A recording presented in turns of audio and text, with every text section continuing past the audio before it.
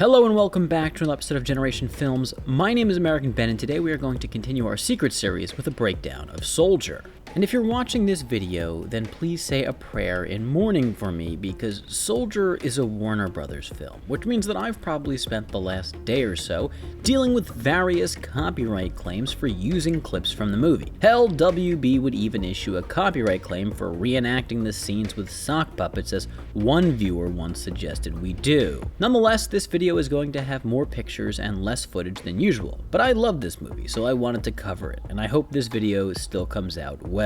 Anyway, Soldier, which came out in 1998, begins its story in 1996 by introducing us to a government initiative which sees promising infants recruited into a super soldier program. Over 40 years later, in 2036, one of those initial recruits, Sergeant Todd, has become the best soldier from the 1996 class. But bad news for him and his fellow veterans, Colonel Meekum, the leader of the Super Soldier Project, introduces a new group of genetically enhanced super soldiers, thus rendering Todd and his men obsolete and unneeded. The new soldiers kill some of the old ones in a head-to-head test of their skills, and the Fallen, which include Todd himself, are dumped onto Arcadia 234, a waste disposal planet. From there, Todd strikes up a relationship with the stranded residents of the planet, particularly a husband and wife couple named Mace and Sandra, who take him in, and under their care, he slowly learns to be a human. When Meekum and the super soldiers arrive on the planet for some combat practice, as well as to do a security sweep, Todd must, on his own, face down the super soldiers who replaced him in order to protect the villagers. Now, if you've seen the other videos in this series, then you know that I don't go into the films with any sort of preconceived notions about what their underlying themes and messages are going to be. I don't even do prior research as to not influence my thinking at all. After all, just because a writer or director wants their film to be about something, they might accidentally convey stronger messages about something else. That said, based on what I remembered about Soldier going into it, I thought it was going to contain big picture commentary on structural societal issues. However, this isn't really what I got out of the film on my most recent watch. Instead, I inferred a rather direct and pithy message about soldiers trying to acclimate to civilian life, as well as about the general struggles that soldiers face in post-service life. When the film begins, we're privy to the brutal training that Todd and his fellow recruits are put through. They're made to witness extreme violence. Actually, there are 2 or 3 moments in the movie that have stuck with me since my first watch when I was probably about 9 or 10 or so. One of those moments is the scene in which the recruits are marching and a particularly slow and out of shape kid falls behind and is shot as punishment. To be fair, that kid never lagged behind again, though it's not every movie in which a child is executed. However, to the military in the film, these recruits aren't children. They're items, weapons to be used, and this probably isn't too much different from how any government views its soldiers. Do note I'm not making commentary on right or wrong here. The movie doesn't really get into that itself, and so I don't want to extrapolate. It just presents us this violent training regimen and lets us react. As adults, the soldiers then experience war after war after war. Battle and bloodshed makes up the large share of their lives. And by the way, kudos to the war montage in the film. It's actually quite amazing. But I digress. I am the great digressor after all. The movie presents these soldiers as objects, tools of the government. At one point, we see a computer readout on Sergeant Todd list his present status as quote-unquote between wars. This implies that his purpose is war, and when he's not at war, all that's important to know is that he's not at war, and he will hopefully be quickly inserted back onto the battlefield. And then when Meekum shows up with the new and improved soldiers, the old ones are just thrown out. Superior officers talk in front of the obsolete soldiers as if they're just emotionless automatons, and perhaps to an extent that's what they've been trained to be. They're practically manufactured using DNA profiles and some manipulation. For we civilians, this is hard to watch because we feel bad for the old soldiers who are killed off and thrown out like old computers. But the soldiers themselves are hardened and probably aren't taking the news as hard. And even the new soldiers aren't exactly treated humanely. When the best of the new batch, Kane 607, has his eye gouged out, he's reamed by Meekum for getting damaged. Look at you. You know how much it costs to breed you, you big moron? To be fair though, it really didn't seem like Kane felt much pain. Soldiers are, after all, taught to bear pain and carry on through it. I found myself asking during this scene, are these soldiers capable of feeling at all? Do they care, or am I just projecting my own feelings onto them? I think the movie wants me to ask these questions. And we get to explore these questions further when Todd is introduced into civilian life on Arcadia. The villagers help him from the start, but they're also scared of him and treat him like a monster. That can't be easy to adjust to. But on the flip side, Todd has never had to deal with civilians. Anybody he's run into thus far in life, he's been able to easily categorize as either allies or enemies, but civilians are kind of neither. They're a bit more tricky. This dynamic, as in the one between Todd and the villagers, gives us a look into how the public treats soldiers returning from war, or even just service. Soldiers don't always come back the same as they left. Sometimes they're suffering mentally, or at the very least are conditioned for war, not for peaceful life. At one point, Todd helps the villagers save a man from being sucked into some machinery and diced up. After the rescue, Mace thanks Todd for helping them, but Todd doesn't respond. See, he wasn't trying to do a nice thing, he just did what he knew how to do, protect and serve. Thank you. The tragedy of the trained and hardened soldier is that he doesn't know any other way of being. He has no other purpose drilled into his mind but to serve and fight. And the problem is that civilian life does not reflect soldier life, and so without war, he is lost. You don't even have to salute anymore, Riley. It was kind of sad to watch the 1996 super soldiers be replaced. They were inducted into the military against their will as children, and when the government was done with them, they were thrown out and left to themselves to figure out how to not be soldiers anymore, a near impossible task for lifetime soldiers. For Sergeant Todd, Sandra is kind of an X factor because she forces him to confront his human side, that which he has suppressed for so long. She takes him into her house and offers him softness. I doubt the military medics were quite as gentle. Surely the type of care Sandra offers is not something he has experienced before.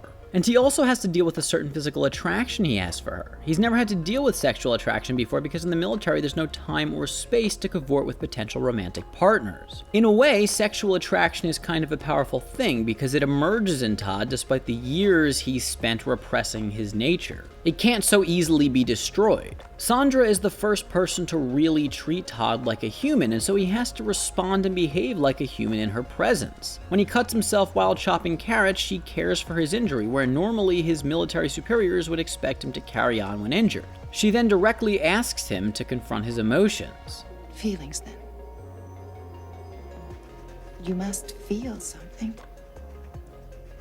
And he can't do it. He has no idea what to say or do. And again, this is kind of a sad moment. He's never been allowed to think about expressing his feelings. Here, perhaps we can draw a parallel to how even in the real world, often soldiers returned to civilian life are misunderstood. They need time and patience, and their loved ones often give it, but the people they run into in everyday life who don't know them are perhaps not as forgiving. We see this play out in the movie. Despite Todd's coldness, Sandra tries to understand him. She seems convinced that showing him humaneness will save him.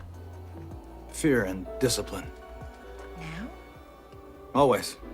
However, he's dealing with a lot of inner demons. Or to be less drastic here, perhaps we should just say he's still subject to his military conditioning. He sees threats everywhere, even when the entire village is lost in festivity. And when Todd's demons or conditioning come into contact with villagers beyond Sandra, he finds himself misunderstood by and at odds with them. When he attacks a villager under delusion that the villager is an enemy, they have no patience with him.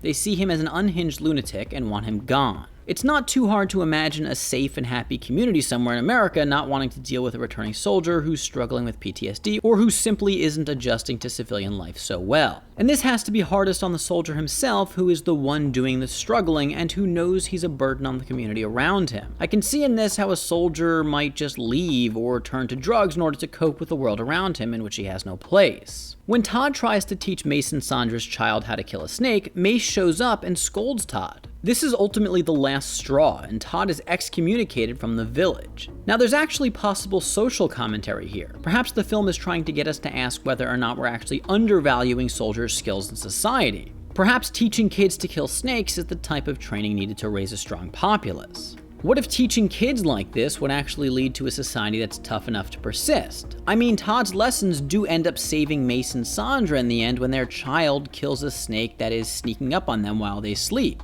What would more quickly lead to the deaths of the village's kids? Maintaining the status quo, which sees the village at peace but also rather vulnerable to external threats, or teaching their children to fight and thus preparing the village to defend itself? That said, at the very least, with the snake, the movie is demonstrating how soldier skills don't always translate into civilian society. A soldier kind of has a unique problem post-war because, well, his skills are kind of unique. There's not that much place back in civilian life for survival skills or weapons education. Though I should say in 2021 this is changing and people are more interested in such knowledge than ever before, especially come the pandemic. Still, soldiers' skills are most valued in war. War is where they thrive, not civilian life, which isn't optimized to absorb or embrace them.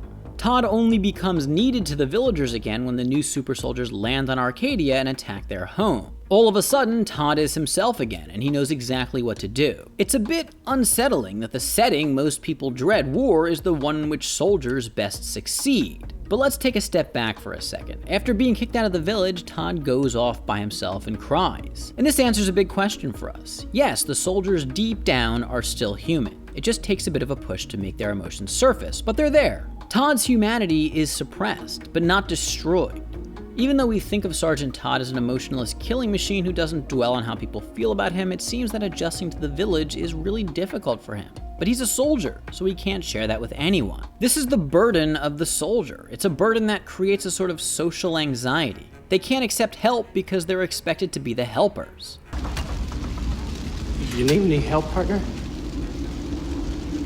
Todd doesn't know how to accept civilian help, and part of that is because as a soldier, he's been taught to help civilians, and he's been taught not to trust anyone but his fellow soldiers to solve problems. However, I would further posit that there's a self-image issue at play here as well. I feel as if soldiers like Todd feel ashamed to accept help because society builds soldiers up to be super soldiers, or unfeeling, exceptionally brave killing machines who always know what to do in dire circumstances.